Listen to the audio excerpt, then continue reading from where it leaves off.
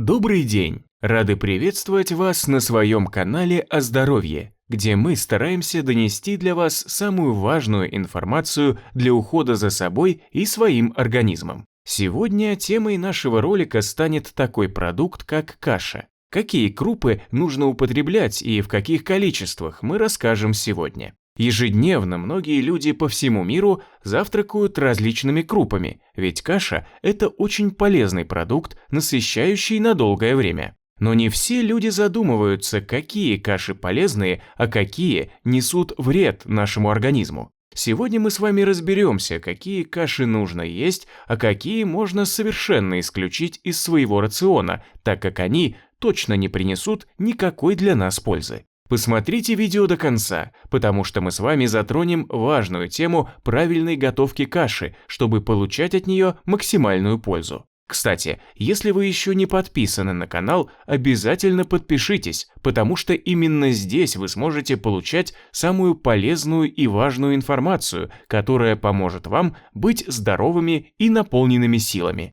Итак, давайте начнем сейчас со списка самых полезных каш. Также мы узнаем, в чем их особенность и чем они для нас полезны. Гречка. Прямиком из Индии много лет назад в Россию прибыла гречка. В состав этой чудо-крупы входит магний и железо. Эти вещества улучшают работу нашего сердца и всей кровеносной системы. Да и в общем, магний и железо не только улучшают работу нашего сердца и всей кровеносной системы, но и просто являются хорошими веществами для употребления. В целом, гречка будет просто находкой для людей, страдающих сахарным диабетом, так как гречка имеет минимальный гликемический индекс, то есть она точно не вызовет резкого скачка сахара в нашем организме. Что касается калорийности продукта, то тут все просто отлично. Она подходит для людей, следящих за своим весом. Кстати, гречка не содержит глютен, а значит, вполне допустима для рациона людям, страдающим аллергией и непереносимостью глютена. Следующим в нашем списке идет овсянка. Овсяная крупа и хлопья производят именно из овса. Чем крупнее хлопья и чем дольше они варятся, тем полезнее будет каша. Ведь чем больше механической обработки она подвержена, тем меньше в ней остается пользы. Для нас овсянка содержит в себе витамины и микроэлементы, но самое большое ее преимущество в огромном количестве клетчатки. Именно клетчатка помогает очистить наш кишечник от токсинов, шлаков и холестерина. Главное, чтобы овсянка была сварена именно на воде. На молоке овсяная каша этой пользой, к сожалению, не обладает. Из-за того, что в овсянке содержится клейковина, она отлично помогает людям с гастритом и язвой желудка, обволакивая стенки желудка, тем самым защищая его от нежелательных воздействий. Перловка.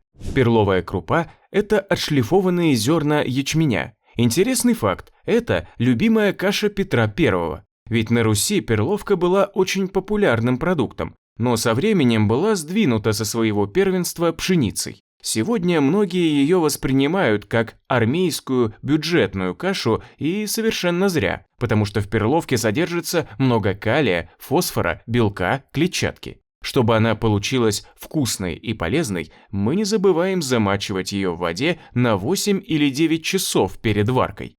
Пшено. Еще одна забытая золотая каша. Она богата на углеводы, витамины, минералы. Благодаря клетчатке в ее составе она отлично чистит наш кишечник и превосходно укрепляет стенки сосудов и всю сердечную систему в целом. А вот людям с панкреатитом и сахарным диабетом стоит исключить эту кашу из своего рациона, так как в составе пшена много полисахаридов, из-за этого она трудно перерабатывается. Особенно это могут ощутить люди, которые имеют проблемы с поджелудочной. Кукуруза.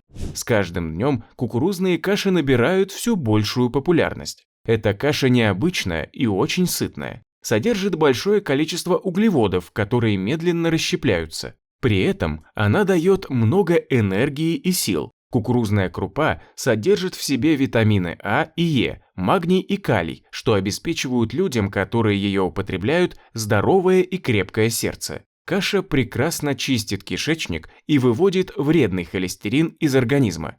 А сейчас давайте перейдем к списку самых вредных каш и круп, которые стоит исключить из своего рациона. Диетологи пришли к мнению, что вредными кашами можно назвать те, которые обладают очень высоким гликемическим индексом, и те, которые не содержат клетчатки. И в этот список в первую очередь попала манная крупа. В составе она преимущественно имеет растительный белок, на 70% состоит из крахмала. Людям, страдающим лишним весом, сахарным диабетом, манка противопоказана. Детям манная каша не приносит пользы, как принято считать. Из-за мукополисахаридов в ее составе детский организм с трудом может манку переваривать, что негативно сказывается на пищеварении. Манка также содержит глютен и белок, который опасен для людей, больных целиакией и непереносимостью глютена. В этот же список вредных круп попал белый рис. Диетологи назвали его пустым источником калорий. Малое количество минералов и витаминов снижает рейтинг риса практически до нуля.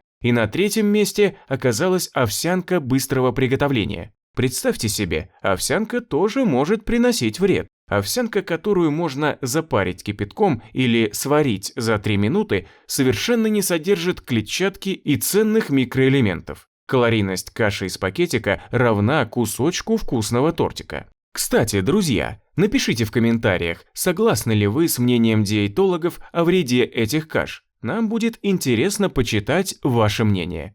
А сейчас давайте поговорим о том, как правильно готовить кашу, чтобы она сохранила всю свою пользу. Чем меньше обработки в зерне, тем ценнее и полезнее каши. Обязательно выбирайте ребенку гречку, кукурузу или ячмень. Хорошо промывайте крупу перед приготовлением. Как вы избавите ее от пыли и грязи, варите каши именно на воде. Если варить овсянку на молоке, то ее польза теряется, ведь крупа, сваренная на молоке, связывается с молочным жиром уже в кастрюле и не может чистить кишечник. Делайте свою кашу вкусной, используя разные добавки. Это могут быть кусочки яблок, орехи, кунжут, чернослив, ну, конечно же, свежие ягоды. Ешьте свои вкусные и любимые каши, варите их правильно, и тогда вы будете чувствовать себя прекрасно. Они будут наполнять вас энергией и силой, а также настраивать вас на весь день вперед. А мы благодарим вас за внимание.